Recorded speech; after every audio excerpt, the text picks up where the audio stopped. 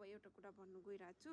के कुरा हो नि म यहाँ बसेर सोच्छु होइन म कसरी के गरेर पैसा कमाएर म आफ्नै घर कसरी बनाउने आफ्नै गाडी कहिले किन्ने भनेर सोच्छु होइन अनि सोच्दा के हुन्छ भने म अनलाइन बिजनेसहरू गर्छु के अचारको के बिजनेस गर्छु त्यहाँदेखि फेरि अर्को फुलको बिजनेस गर्छु भनेर सोच्छु होइन अनि कि त म युट्युबमा टिकटकमै भिडियो बनाएर पैसा कमाएर गर्छु यस्तो भनेर सोच्छु होइन कहाँ के भन्दै अनि सोच्छु अनि त्यहाँदेखि सोचिसक्दा पैसा त हुँदैन नि त अनि अब म यहाँ दोकान गर्दैछु अब यो दोकानको पैसा त्यो सेभिङ आएको चाहिँ लाएर गर्छु भनेर सोचिरहेको हुन्छ अनि त्यो मन्थ एन्ड नभइन्जेलसम्म अब म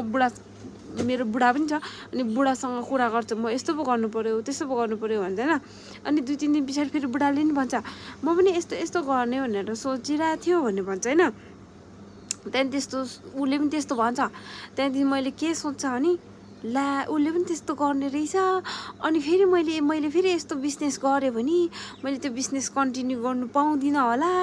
भनेर सोचेर बस्छु होइन अगाडि नै यो बिजनेसबाट म यति पैसा कमाएर यहाँ चलाउँछु अनि यो पैसा यति पैसा चाहिँ म यहाँ लाउँछु यस्तो गाडी किन्छु यस्तो लुगा लाउँछु भनेर सोचिसकेको हुन्छ अनि फेरि बुढाले पनि भन्छ ए म त यस्तो गर्नु अनि मलाई लाग्छ क्या मेरो बिजनेसमा डिस्टर्ब हुने रहेछ ऊ पनि अर्कोमा काम गर्नु गयो भने भनेर सोच्छ क्या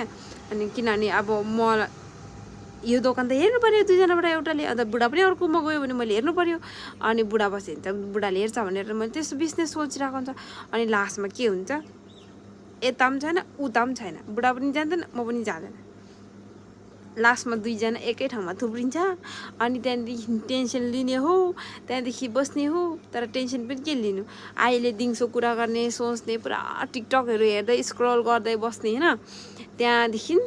भोलिपल्ट भनेपछि फेरि माइन्ड फ्रेस हुन्छ सुतेर उठेर अनि यति